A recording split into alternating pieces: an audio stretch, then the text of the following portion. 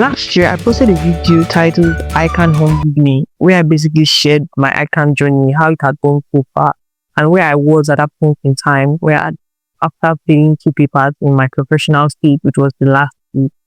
Fast forward to the second half of last year, I put myself together and tried to take another chance on my ICAN exam. But obviously, I could not give up now. I was already at the door. 2 papers and I'll be out. And I'll already be a chartered accountant. So I took the chance and I tried not to make the mistakes that I made in the first day. So that's why I had to sit down, put myself together and think about what exactly did I do wrong? What were the reasons that I failed these papers? Because it doesn't just happen. There are reasons why sometimes it don't work out. So I had to put myself together, get the paper and the pen and think backwards at what were the things I did wrong. And that's why I decided to make that video to share the mistakes I made so that other people would not make that same mistake that I made while doing my skills and my professional. So fast forward to November, I wrote my exams, my SFN and my advanced auditing, and guess what? In December, God decided to give me a birthday and a Christmas gift, and I passed, and I'm right now, I'm chartered accountant. So, but I'm not going to lie, even while writing my exam last November, I would not say I had it figured out. Like, I can't tell you that I knew from the beginning that I was going to pass the exam. But obviously, I hoped and I put in the work. I would say I put in so much effort.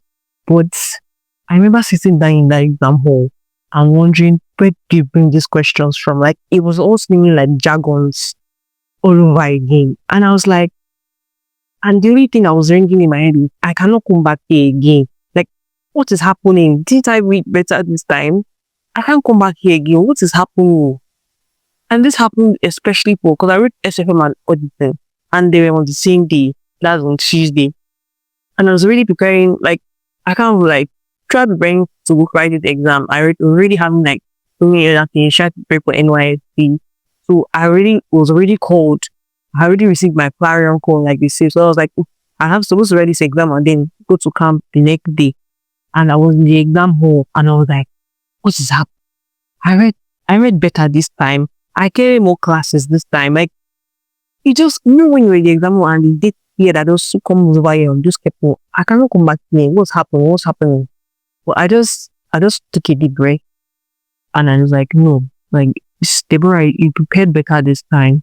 It has to be better this time. So I took a deep breath, closed my eye and said a good prayer and opened my eyes and I began to assimilate and write down the things I could.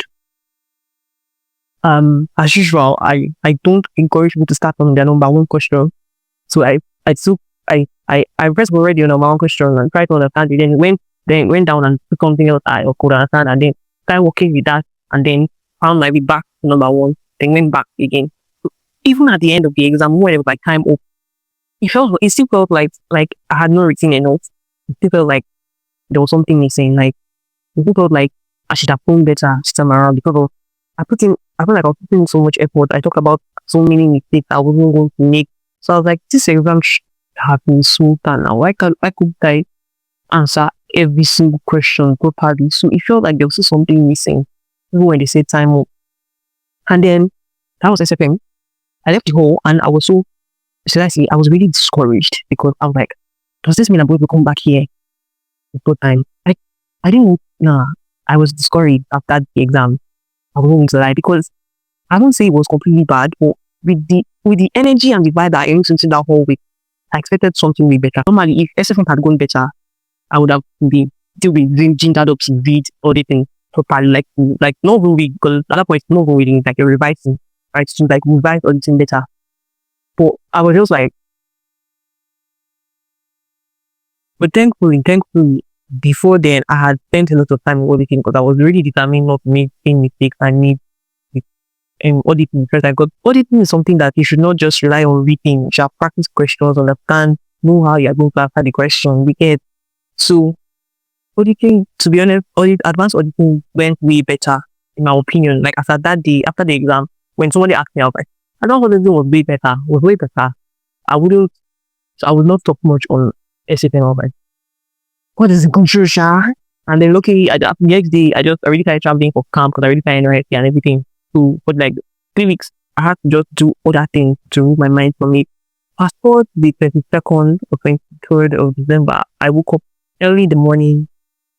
I think it was like 23rd, the results came out. Yeah, but I woke up early in the morning. I didn't even know that results were going to come out that morning. And then I saw messages from like 3 a.m. on one of my ICAN group chat. And people were like, thank God, give God the glory. Wow. Hey, bro, what I did? I was like, what am I going to say? What am I going to do? Because at that point in time, I was too scared to check my result. I was too scared to check my result. And then at the point I was like, I just got into the toilet. I opened the website, got my pin, I put it inside, and I searched and I like loaded to see what the result was. But I covered it.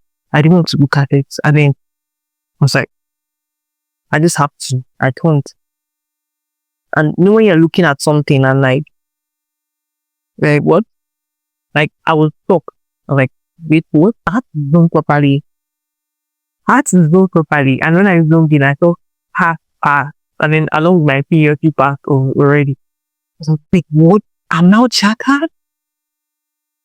I can't even explain the joy that I felt. Like, God, was one of, like, that December, that was one of the most breathtaking experience I've ever experienced in my life. Oh my God, I was like, wow. I just looked at it. I looked again and I kept looking. I was like, I got to experience tears of joy real life this time around. Like, I will hear people crying tears of joy. Normally, I was like, why would you cry tears of joy? Like, you when your joy, you should be happy now. Why are you crying? No, I experienced it firsthand. When you are so happy that you cannot believe it. And I was just kept thinking, and then I'll put my hands up. I'm a cheating accountant. I'm a chartered accountant. And it was one of the most breathtaking experience for me. And I'm really grateful to God Almighty. And yeah, at the end of the day, now that I am a chartered accountant, I would say that the biggest lesson ICAN has taught me so far is that you can't really predict the end from the question paper or from the way the questions are looking in the exam. You can't really always predict it. There were exams that when I saw during my 8 years and my skills, I could not believe I was going to pass. And then at the end of the day, I passed it. So you can't really, it's not a prophecy. Once you see the exam and question and it's already from your head, it's already looking too long for you to understand. It's not saying that you're going to repeat that paper, because some people at that point in time, they're already discouraged. They don't know what to write anymore. Like they've really lost all hope and they begin to just write. Or some people, they won't drop the pen and speak, something like that. But you can't always predict it. All you have to do is just take a deep breath and say, I'm going to do my best no matter what. Even if this question is not looking like I need it right now, but the exam finishes, I would have written something reasonable. And I'm just really grateful that really was like, success truly was my testimony, even after being on, even at the beginning of the exam. So yeah, that's the complete story of my ICAN journey. And now that I'm done with my ICAN, I can share this story more times, and let you guys know. And I'm also going to leave a link for some resources that helped me pass my advanced auditing, my SFM. Well, I'll do another video. Resources that really helped me, because I remember I mentioned that for you to really pass advanced auditing, you need to understand the way they set their questions, what is required of you. And I'm going to do a video explaining all that. And then also I'm going to do a video talking about the resources that helped me get better at my strategic financial management. Thank you so much for watching. I hope my journey has inspired you and you need to learn from the lessons I made and not make missing mistakes, basically. Thank you for watching. Please remember to subscribe, like the video, comment. Like, let me know, hear from you. If you're already done with your ICAN journey, let me hear from you how it has gone. And if you're just starting, let me hear if there's anything you need and I can help you out with advice, strategy, whatever it is. NNB Academy is always going to be this is just a journey we're beginning. I'm looking out and helping a lot of young accountants or young parents, accountants achieve their goal. Thank you for watching.